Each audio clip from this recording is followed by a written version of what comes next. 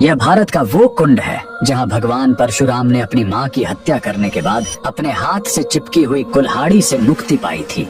यह कहानी है महान ऋषि जमदग्नि और उनकी पत्नी पतिव्रता रेणुका की। कहते हैं रेणुका हर दिन नदी से कच्चे घड़े में पानी लाती थी और उनके सतीत्व के बल से वह घड़ा टूटता नहीं था। उनके 5 पुत्र थे जिनमें सबसे छोटे थे विष्णु अवतार परशुराम। एक दिन रेणुका ने नदी में कुछ गंधर्वों स्वर्ग के संगीतकार को जल क्रीड़ा करते देखा। उन्हें देखकर एक पल के लिए उनका मन मोह में पड़ गया और उसी क्षण उनके सतीत्व का बल टूटा और कच्चा घड़ा टूट गया। जब वो आश्रम लौटी तो ऋषि जमदग्नि ने अपने योग्य बल से जान लिया कि उनका मन भटक गया था। वो इतने क्रोधित हुए कि उन्होंने अपने पुत्रों को आज्ञा दी, अपनी माँ का वध कर दो। जब चारों बड़े भाइयों ने मना कर दिया तो क्रोधित पिता ने उन्हें तुरंत पत्थर बन जाने का श्राप दे दिया। इसके बाद परशुराम ने पिता की आज्ञा को अपना धर्म समझा। उन्होंने भारी मन से अपनी कुल्हाड़ी उठाई और अपनी ही माँ का सिर धड़ से अलग कर दिया। उनकी आज्ञाकारिता से प्रसन्न होकर जमदग्नि ने वरदान मांगने को कहा। परशुराम ने तुरंत अपनी माँ को फिर से जीवित करने और साथ ही पत्थर बन चुके अपने चारों भाइयों को भी मुक्त करने का वर मांग लिया। सब फिर से जीवित हो गए, मानो कुछ हुआ ही न हो। लेकिन कहानी यहीं खत्म नहीं हुई।